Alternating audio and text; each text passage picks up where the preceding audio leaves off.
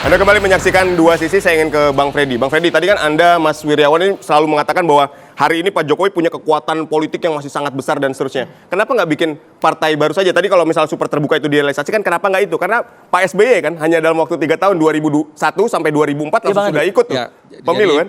Partai Demokrat didirikan 2001, 2004 ikut pemilu.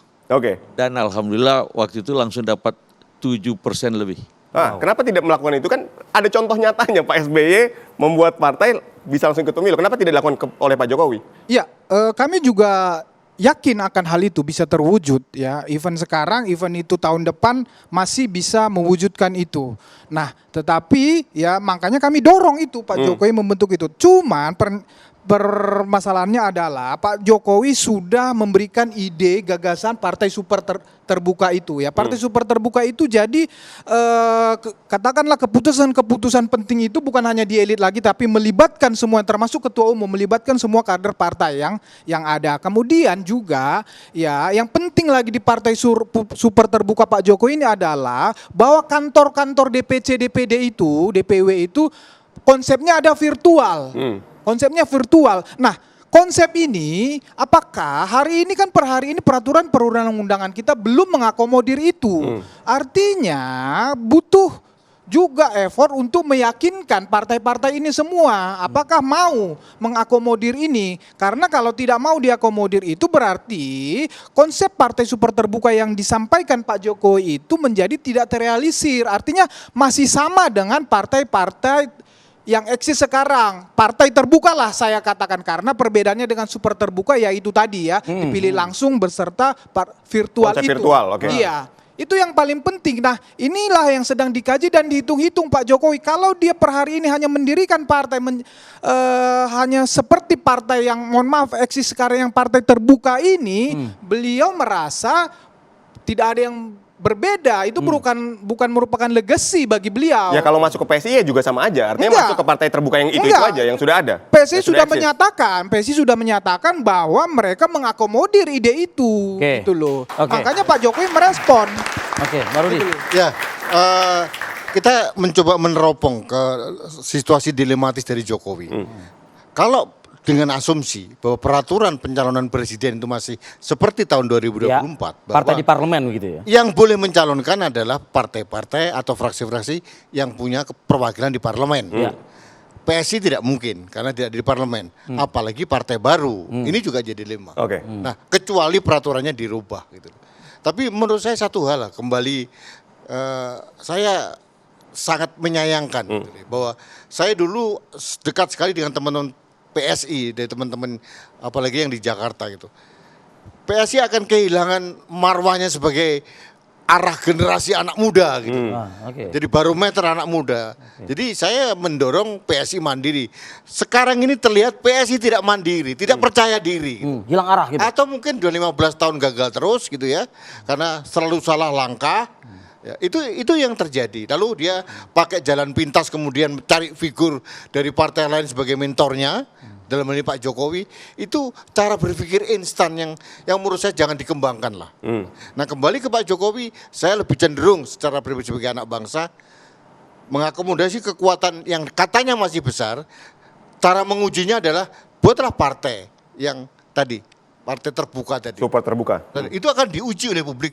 Benar gak dia punya kekuatan besar yang konon menurut pendukungnya masih sangat besar. Nah sekarang pertanyaannya gini, dengan kekuatan besar yang tadi diklaim gitu ya, dengan kekuatan besar yang tadi diklaim, bukankah saat ini ketua umum PSI-nya kan juga ada putranya dari Pak Jokowi begitu?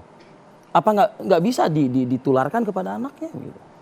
Ya kembali lagi pada suatu kualitas ya, bahwa dulu saya berharap Pak Jokowi itu lengser ke Prabon, mandek Pandito Ratu. Wah itu bahasa Jawa.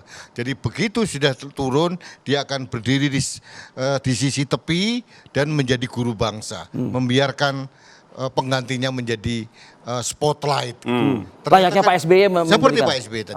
Tapi Pak Jokowi kan berbeda. Berbeda. Apalagi anaknya masih di dalam pemerintahan yang baru dan perlu diawasi karena sedang dikuyo-kuyo juga anaknya. Jadi artinya kita juga bisa memberikan empati betapa khawatirnya seorang Jokowi saat ini bukan hanya kasus dirinya yang sedang disorot masalah kehabisan ijazah dan sebagainya, tapi bagaimana mengamankan anaknya dari proses pemajulan. Makanya sangat ingin terjun ke politik. Nah, Oke, Bang Freddy? Enggak, tadi saya udah mengatakan kenapa Pak Jokowi ya harus terjun ke politik ya. Harus, kalau kami mengatakan beliau buatlah partai politik baru ya. Kalaupun tidak partai politik baru, oke, mana partai yang mengakomodir partai super terbeka itu. Beliau, sekali lagi saya katakan, beliau mau meninggalkan legacy partai super TBK buat republik ini. Tapi permasalahannya, Hanya itu saja, nggak ada embel-embel lain gitu atau yang lebih utama lagi daripada itu. saya sambung sedikit ya. Tapi permasalahannya ya, realitas politik belum tentu menerima ini. Iya. Belum tentu. Pasti akan ya berbenturan dengan partai-partai yang eksis sekarang. Ya even itu Golkar, Gerindra, PDIP. PAN, PDIP gitu loh. Jadi tidak gampang ini. Seperti yang saya bilang tadi. Jadi tapi mungkin dengan penyadaran diskusi-diskusi seperti ini, ya ini kan toh juga hal yang baik ya. Hal yang baik meminimalkan cost loh, itu partai virtual itu sangat meminimalkan cost dan ini bisa menjadi solusi terhadap permasalahan partai yang sekarang yang ada, yang setiap hari setiap kita mendiskusikan tentang partai adalah biaya yang sangat tinggi. Bukan begitu Bang Andi ya? Biaya partai yang sangat tinggi sehingga ya ini sering bahkan kita katakan menjadi penyebab terjadinya korupsi di pemerintahan di negara ini. Ini bisa menjadi solusi gitu loh. Nah artinya itu oke, secara ideologi mungkin menarik ya untuk dibahas itu. Tapi di satu sisi keinginan lain yang jauh terpendam begitu. Ginilah, mungkin kalian akan menganggap kamuflase apa yang saya sampaikan ini utopia. Tetapi ya Pak Jokowi dari sejak awal termasuk di dalam memimpin di dalam katakanlah mendukung pemerintahan Prabowo itu, beliau ya ingin memastikan bahwa Indonesia ini sampai Indonesia Emas 2045. Ya beliau harus mengawal ini, beliau harus masuk di dalam, tidak bisa hanya mengawal dari luar. Beliau harus memastikan, makanya perlu masuk politik formal, begitu loh. Oke, seperti itu Bang Rudi, terakhir. Ya bisa jadi iya, cuma memang kalau saya bilang saya membuat satu persepsi lain, Bapak Jokowi punya kepentingan untuk kendaraan bagi anaknya nanti tahun 2009. Itu tuh realitas yang harus kita baca juga seperti itu. Itu satu ya tidak bisa dipungkiri begitu. Tidak bisa dipungkiri. Di luar apa yang dikatakan oleh Bung Freddy. Secara ideologi tadi seperti itu. Ya. Secara realita Pak Jokowi pasti ingin mengamankan anaknya lah. Oke, baik. Udah terlanjur mau ngapain. Baik. Apapun itu perdebatan kita atau perbincangan kita malam ini kembali lagi kepada masyarakat ya. Dan kembali lagi kepada Pak Jokowi. Kembali lagi Pak Jokowi. Apakah jadi ketua umum dari jadi ketua umum atau PSI? tidak, Ho? Ya. Kalau saya sih mikir ya lebih cocok, lebih pantasnya jadi ketua Dewan Pembina.